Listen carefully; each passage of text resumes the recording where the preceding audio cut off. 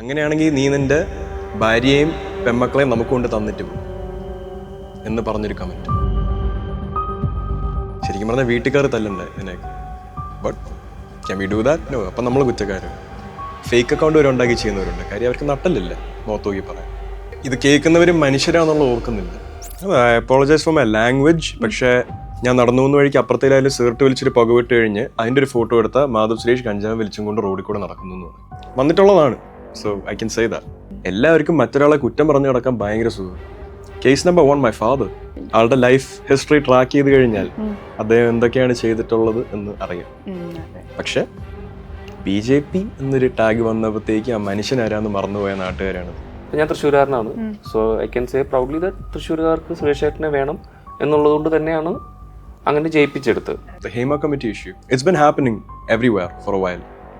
Why are cinema people, or not just actors, why is the cinema industry the only industry being brought to scrutiny? കൂടുതൽ public ആയി നിൽക്കുന്നുണ്ട്. പക്ഷെ ഇവരും മനുഷ്യർ തന്നെ. The punishment or justice deserved is equal to any other working industry. എന്തുകൊണ്ട് മറ്റേ industry ഇതുപോലെ അന്വേഷണങ്ങൾ നടക്കുന്നില്ല? മറ്റേ ഇൻഡസ്ട്രി എന്ന് പറയുമ്പോഴത്തേക്കും മറ്റേ ഫിലിം ഇൻഡസ്ട്രി അല്ല, ഓഫീസ് വർക്കിംഗ് എൻവയൺമെന്റ്, ഒരു ഓൺടർപ്രണോറിയൽ വെഞ്ചറിന്റെ ഒരു ഓഫീസിൽ വിക്ടിംസിനെ എനിക്കറിയാം personally. Why is that not coming to light? എന്തുകൊണ്ട് എപ്പോഴും സിനിമ? ചെയ്യാൻ പറ്റാത്ത കാര്യങ്ങൾ ചെയ്യാൻ പറ്റാത്ത അവസ്ഥ വരാറുണ്ട് ഇപ്പൊ പബ്ലിക്കില്. I apologise for my language. പക്ഷേ ഞാൻ നടന്നു പോകുന്ന വഴിക്ക് അപ്പുറത്തേലായാലും സീർട്ട് വലിച്ചൊരു പുകവിട്ട് കഴിഞ്ഞ് അതിന്റെ ഒരു ഫോട്ടോ എടുത്താൽ മാധവ് സുരേഷ് കഞ്ചാവ് വലിച്ചും കൊണ്ട് റോഡിൽ കൂടെ നടക്കുന്നു എന്ന് പറയും. വന്നിട്ടുള്ളതാണ്. So I can say that. It's kind of pathetic if anything. ഇപ്പൊ നിങ്ങൾക്ക് അങ്ങനെ ഒരു ടെൻഷൻ ഉണ്ടോ? ഇപ്പൊ സോഷ്യൽ മീഡിയ ഇപ്പൊ കൂടുതലാണല്ലോ. നമുക്കിപ്പോ ഒരു ഫേസ്, ഒരു ഷോർട്ട് ഫിലിം അല്ലെങ്കിൽ ഒരു സിനിമ ഒക്കെ ചെയ്ത് കഴിഞ്ഞാൽ സ്റ്റാർസ് ആണ്. അപ്പൊ എന്തും ആളുകൾ ഇപ്പൊ ഈ സോഷ്യൽ മീഡിയ കൂടുതലുള്ളത് കൊണ്ട് തന്നെ എല്ലാവരും ഇപ്പൊ ഫോണിലെടുത്ത് ഒരു മീഡിയ ആയല്ലോ, എല്ലാവർക്കും യൂട്യൂബ് ചാനൽ ഉണ്ടാവും. അപ്പൊ അങ്ങനെ ഒരു ടെൻഷൻസ് ഉണ്ടോ നിങ്ങൾക്ക് ഇഷ്ടപ്പെട്ട കാര്യങ്ങൾ ചെയ്യുന്നത്? അതായത് സോഷ്യൽ മീഡിയ ചിലപ്പോ ബോധറായി പോവാറുണ്ട്, but we let it go because there are bigger things in our life. എങ്ങനെയാ പറയാ, അതായത് സോഷ്യൽ മീഡിയ എന്ന് തന്നെ ഒരുപാട് പേർക്ക് ഒരു വോയിസ് കൊടുക്കുന്ന ഒരു പ്ലാറ്റ്ഫോമാണ്. പക്ഷെ അത് യൂസ് ചെയ്യപ്പെടുന്ന അങ്ങനെയല്ല. ആൾക്കാരെ ആക്ഷേപിക്കാനും അടിച്ചമർത്താനും മാത്രം ഉപയോഗിക്കുന്ന ഒരു പ്ലാറ്റ്ഫോമായിട്ട് മാറിയിരിക്കുകയാണ്. ഇതേപോലെ ഒരു സെലിബ്രിറ്റിയെ കണ്ടു കഴിഞ്ഞാൽ the first issue that I can bring up, ഇത് കുറച്ചാലും മുന്നേ നടന്ന the Hema Committee issue. It was an issue that's been happening for a very long while in every single workspace. I'm not justifying what happened. അത് ഞാൻ നടക്കുന്നത് ശരിയാണെന്നല്ല പറയുന്നത്. ഇത് പറഞ്ഞില്ലെങ്കിൽ വിചാരിക്കും അത് ഞാൻ ജസ്റ്റിഫൈ ചെയ്യണം, എന്തുകൊണ്ട് സിനിമയിലും അപ്പം നടന്നോട്ടെ എന്ന് പറയുന്നത് വരെ പറയാൻ താല്പര്യമുള്ള ആൾക്കാരാണ്. But it's been happening everywhere for a while. Why are cinema people, not just actors, why is the cinema industry the only industry being brought to scrutiny? കൂടുതൽ പബ്ലിക് ആയി നിൽക്കുന്നുണ്ട്. പക്ഷെ ഇവരും മനുഷ്യർ തന്നെ. The punishment or justice deserved is equal to any other working industry.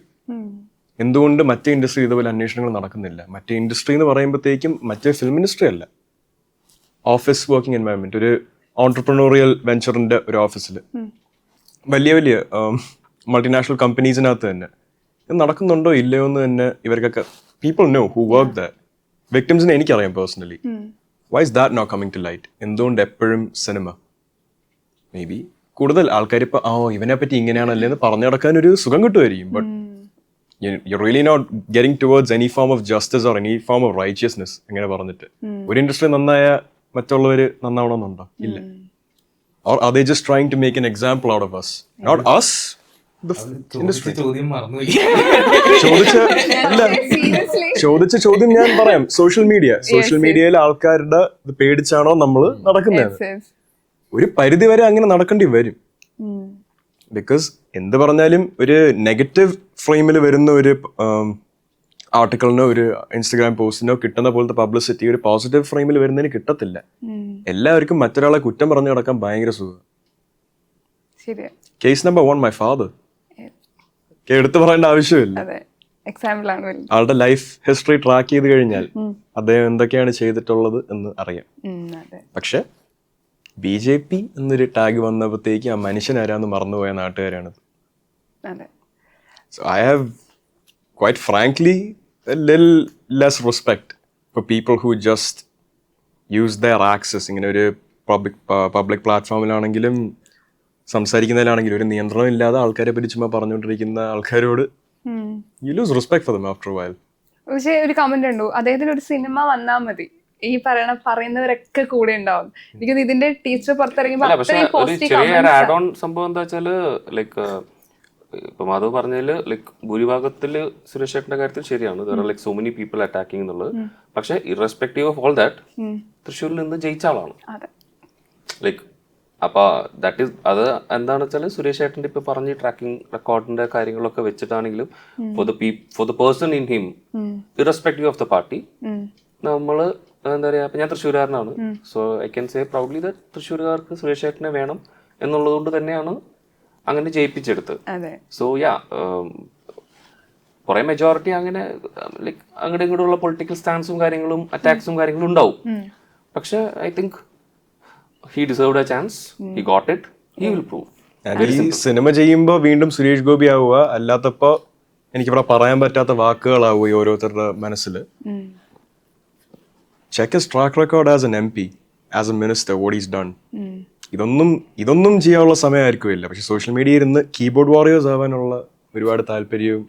ഞാൻ ഇപ്പോൾ negative പറയാൻ എല്ലാവർക്കും ഭയങ്കര ഇഷ്ടമാണ്. ആരെയും പറ്റി നന്നായി പറയാൻ പലർക്കും somehow it hurts them. വേറെ ആളെ പറ്റി നല്ലത് പറയുമ്പോൾ അവർക്ക് ഉള്ളിലൊരു വിഷമം വരുന്ന പോലെയൊക്കെ തോന്നുന്നു. എനിക്കൊന്ന് സുരേഷ് സാർ എപ്പോഴും പറയുന്നുണ്ട് മാധവ് ഒരു മിനി വേർഷനാണ്. എനിക്ക് സംസാരിക്കുമ്പോഴും അങ്ങനെ തോന്നി. ഇന്നത്തെ കാലഘട്ടത്തില് ഇങ്ങനെ ഓപ്പൺ ആയിട്ട് പറയാ, അല്ലെങ്കിൽ ഒരു പേടിയില്ലാതെ സംസാരിക്കുക. പൊതുവെ ഇന്നത്തെ സ്റ്റാർസ് എന്താ പറയാ, നമ്മളൊരു കാര്യം സംസാരിക്കുമ്പോൾ ബേസിക്കലി എന്താ വെച്ചാൽ മധു ഉദ്ദേശിച്ചിന്റെ ഒരു ബേസിക് സംഭവം എന്താ വെച്ചാൽ ലാംഗ്വേജ് നല്ലോണം കൺട്രോൾ ചെയ്യണം. ഇൻ ദ സെൻസ് വായെ തോന്നിയത് വിളിക്കുന്ന ഒരു അവസ്ഥയ്ക്ക് വരാൻ പാടില്ല. ലൈക്ക് ഇപ്പൊ വിമർശിക്കണമെങ്കിൽ തന്നെ ഒരു നല്ല രീതിയിൽ ഓക്കെ നിങ്ങൾ ചെയ്ത് എനിക്ക് ഇഷ്ടപ്പെട്ടില്ല അല്ലെങ്കിൽ തെറ്റായി പോയി അങ്ങനെ പറയാം. പക്ഷെ ഇത് മറ്റേ ഫുൾ കുടുംബത്തിനെയും ഫുൾ മറ്റേ എന്താ പറയാ പൂർവികന്മാരെ ഉൾപ്പെടുന്ന രീതിയിൽ നമ്മൾ ഒരാൾ means it's easy to write. ഇപ്പൊ കീബോർഡ് വാരിയേഴ്സ് എന്ന് പറയുന്ന പോലെ അങ്ങനെ ടൈപ്പ് ചെയ്ത് വിടുമ്പോൾ എന്താ വെച്ചാൽ അത് അറ്റ്ലീസ്റ്റ് ഒരു ഗ്രൂപ്പ് ഓഫ് ആൾക്കാർക്കെങ്കിലും അതൊരു ഭയങ്കരമായിട്ടൊരു വിഷമം ഉണ്ടാക്കും. സോ അറ്റ്ലീസ്റ്റ് അത് ആലോചിച്ചിട്ടെങ്കിലും ഓക്കെ നിങ്ങൾ ചെയ്ത് തെറ്റാണെങ്കിൽ തെറ്റ് മറച്ചു വെച്ച് നമ്മൾ അംഗീകരിക്കണം എന്നല്ല, പക്ഷെ കുറച്ചും കൂടി ഒരു നല്ല ലാംഗ്വേജിലൊക്കെ അറ്റ്ലീസ്റ്റ് പറയാം, ശ്രമിക്കാം. വെരി റീസെന്റ് അച്ഛൻ കുറച്ച് വർഷങ്ങൾ മുന്നേ എന്തോ അടുത്ത ജന്മം ഒരു ബ്രാഹ്മണനായി ജനിച്ച് അമ്പലത്തിലൊരു പൂജാരിയായ കൊള്ളാവുന്നുണ്ടെന്ന് പറയുന്നത്. ഒരു മനുഷ്യന് അവർക്ക് എന്താവണമെന്നുള്ളൊരു ആഗ്രഹം വന്നാൽ ഇപ്പൊ ഞാൻ പറയാം എനിക്ക് അടുത്ത ജന്മം ഒരു ക്രിസ്ത്യാനിയായി ജനിക്കണമെന്ന്, അത് എന്റെ അവകാശം, മൈ ഡിസിഷൻ എന്നും പറഞ്ഞ് ഞാൻ ആരും ദ്രോഹിക്കുന്നില്ലല്ലോ. അങ്ങനെ ഒരു ലൈനിൽ വ്യൂ ചെയ്യാൻ പറ്റത്തില്ല. അതിനെ കളിയാക്കണം. അതിനൊരു ഏറ്റവും എന്റെ മനസ്സിൽ ഇപ്പൊ ഞാൻ പറഞ്ഞില്ല ചില കാര്യങ്ങൾ ഹേർട്ട് ചെയ്യുമെന്ന്, ഇന്നും മറക്കാത്തൊരു കാര്യമുണ്ട്. എല്ലാ ദിവസവും ഓൾമോസ്റ്റ് റിങ് ചെയ്യും അതെനിക്ക്. അങ്ങനെയാണെങ്കിൽ നീ നിന്റെ ഭാര്യയെയും പെമ്മക്കളെയും നമുക്ക് കൊണ്ട് തന്നിട്ട് പോകും എന്ന് പറഞ്ഞൊരു കമന്റ്. ശരിക്കും പറഞ്ഞാൽ വീട്ടുകാർ തല്ലണ്ടേ ഇതിനൊക്കെ. But can we do that? No. അപ്പൊ നമ്മൾ കുറ്റക്കാരാകും. Still happens, right? He's living his life. That person, whoever commented, that person. ഇപ്പോഴും ഒരു പിന്നെ റിപ്പർക്കഷൻ ഒന്നും ഇല്ലാതെ നടക്കുമല്ലേ. ആ ഒരു നിയന്ത്രണമില്ലാത്ത വർത്തമാനം, അല്ലെങ്കിൽ ഇതൊക്കെ പറയാൻ ഫേക്ക് അക്കൗണ്ട് വരെ ഉണ്ടാക്കി ചെയ്യുന്നവരുണ്ട്. കാര്യം അവർക്ക് നട്ടലില്ല മുഖത്ത് നോക്കി പറയാൻ. എത്രത്തോളം ഹേർട്ട് ചെയ്യുന്നുണ്ട് ഇത് കേൾക്കുന്നവരും മനുഷ്യരാന്നുള്ള ഓർക്കുന്നില്ല. അതെ,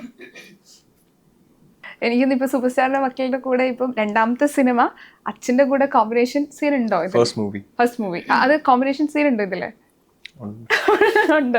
നമ്മളൊരു വൈറൽ വീഡിയോ കണ്ടിട്ടുണ്ട്. ഭയങ്കര റെസ്പെക്ട് സംസാരിച്ചിട്ടുണ്ട്. ആക്ച്വലി ഞാൻ സിനിമ സിറ്റി പോകുമ്പോൾ അവിടെ ഇരിക്കുന്ന എന്റെ അച്ഛനല്ല, ഇത് super star. He's a superstar in the Malayalam film industry. So me as a newcomer in the Malayalam film industry, എൻ്റെ ഏറ്റവും ഒരു ഫസ്റ്റ് ഒരു പ്രോപ്പർ ടേക്ക് എന്ന് പറയുന്നത് ഡയലോഗൊക്കെ ഉള്ള ഒരു പ്രോപ്പർ ടേക്ക്, അതിന് റിയാക്ഷൻ കൊടുക്കേണ്ട ഒരു ടേക്ക് വരുന്നത് അച്ഛനും ദിവ്യ പിള്ളയും.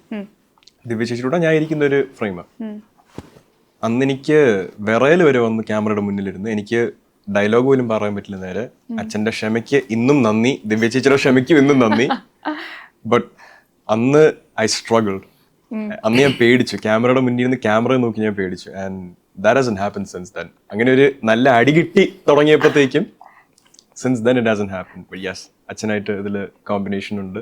നമ്മൾ രണ്ടുപേരും മാത്രമായിട്ടുള്ള ഒരു കോമ്പിനേഷനും ഉണ്ട്. So as a Suresh Gopi, I'm a Suresh Gopi fan as well. So that was quite exciting for me. എനിക്കൊന്നൊരു പണ്ട് പറഞ്ഞിട്ടുണ്ട്, ഞാൻ ചേട്ടന്റെ ഒരു ഫാനാണ് ആസിഫിക്കയുടെ. ഇപ്പൊ ആസിഫിക്കനെ ഇഷ്ടപ്പെടുന്ന ഒത്തിരി ആളുകള് ഇപ്പൊ കൊച്ചിയിലേക്ക് വന്നിട്ടുണ്ട്. ഇപ്പൊ ഞാൻ ആസിഫിക്ക ഭയങ്കര ഫാൻകളാണ്. ഞാൻ അദ്ദേഹത്തെ കാണുന്നൊക്കെ ആഗ്രഹിച്ച് ഞാൻ കൊച്ചിയിൽ വരാനുള്ള റീസൺ ആസിഫിക്ക. ഇങ്ങനെ ഒത്തിരി ഞാൻ ആസിഫിക്കയുടെ ഒരു ഇന്റർവ്യൂ സമയത്ത് പറഞ്ഞിട്ടുണ്ടായിരുന്നു. അങ്ങനെ ഒത്തിരി ആളുകൾ ആസിഫിക്കിനെ ഭയങ്കരമായിട്ട് സ്നേഹിക്കുന്നുണ്ട്. ഈ പറഞ്ഞ പോലെ ഒത്തിരി കാര്യങ്ങൾ അഭിപ്രായം പറയും. നമ്മുടെ വീട്ടിൽ ഒരാളെ പോലെ ആസിഫിക്കെ ട്രീറ്റ് ചെയ്യാറുണ്ട്. അസ്കറിനും അതേപോലെ സുരേഷ് ഗോപി സ്നേഹിക്കുന്ന രണ്ടുപേർക്കും ഈ സ്നേഹം ഒരുപാട് കിട്ടാറുണ്ടല്ലോ. അപ്പൊ നിങ്ങൾ അത്രയും ഹാർഡ് വർക്ക് ചെയ്ത് ചെന്നൈയിലൊക്കെ പോയി പഠിച്ച് കഷ്ടപ്പെട്ട് സിനിമയിലെത്തിയ ഒരാളാണ്.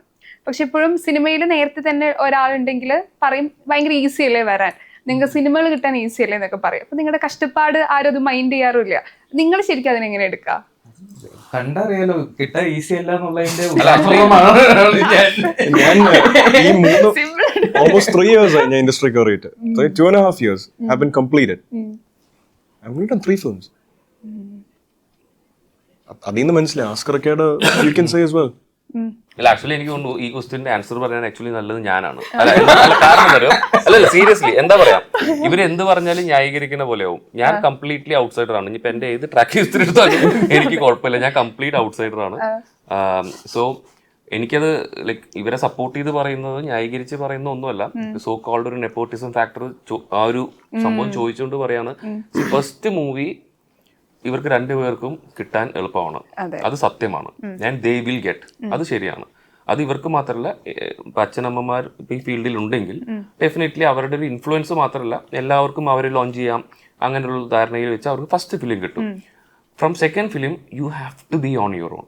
നിങ്ങൾ പ്രൂവ് ചെയ്യണം, ആൾക്കാർക്ക് നിങ്ങൾ ഇഷ്ടപ്പെടണം, നിങ്ങൾ ടാലന്റ് കാണിക്കണം. ഇത്രയും കാര്യങ്ങൾ ആസ് ഞാൻ ഔട്ട്സൈഡറായിട്ട് വന്ന പോലെ അല്ലെങ്കിൽ ഇവരൊക്കെ ഔട്ട്സൈഡറായിട്ട് വന്ന പോലെ നമ്മൾ എന്ത് ചെയ്യുന്നു അതെല്ലാം ഇവരും ചെയ്യണം. അതേ പ്രോസസ്സാണ്. ആകെ വ്യത്യാസം എന്ന് പറയുന്നത് ഔട്ട്സൈഡേഴ്സും ഇവരും തമ്മിൽ ഇവർക്ക് ഫസ്റ്റ് ഫിലിം കിട്ടും, ദാറ്റ്സ് ഓൾ. സോ ഇപ്പൊ ഇവർ ഈ പറഞ്ഞ പോലെ they are really working hard. ഇപ്പോൾ ടൈമിങ്ങിന്റെ കാര്യത്തിലാണെങ്കിലും വോട്ട് എവർ ഇട്ട് ഞാൻ പറഞ്ഞ ഓൺ ടൈം. ഇപ്പോൾ ഞാൻ സുരേഷ് ഗോപിയുടെ മകനാണ്, ഞാൻ എന്നാൽ 10 മണി പറഞ്ഞാൽ 1 മണിക്ക് വരാം, അങ്ങനെയല്ല. അസ്കർ ഇപ്പൊ എൻ്റെ ചേട്ടൻ സാറാണല്ലോ, ഞാൻ എന്നാൽ 10 മണി പറഞ്ഞാൽ 1 മണിക്ക് വരാം. അങ്ങനെ ഒരു 2 ദിവസം പറഞ്ഞാൽ 3-ാമത്തെ ദിവസം ആ പ്രൊഡക്ഷൻ തന്നെ ഇവരോട് പറയും ഇനി വരണ്ടാണ്. ബിക്കോസ് എത്ര കാലം എനിക്ക് ഇപ്പൊ മറ്റേ സുരേഷ് ഗോപിയുടെ മകനാണ് വരൂ എന്ന് പറഞ്ഞിട്ട് എത്ര കാലം ഇരിക്കാൻ പറ്റും പ്രൊഡക്ഷൻ വൈസ്? അല്ലെങ്കിൽ എത്ര കാലം ആസിഫിന്റെ ബ്രദറാണ് വരൂ എന്ന് പറയാൻ പറ്റും? So naturally they have to work and they are very capable and they are doing that.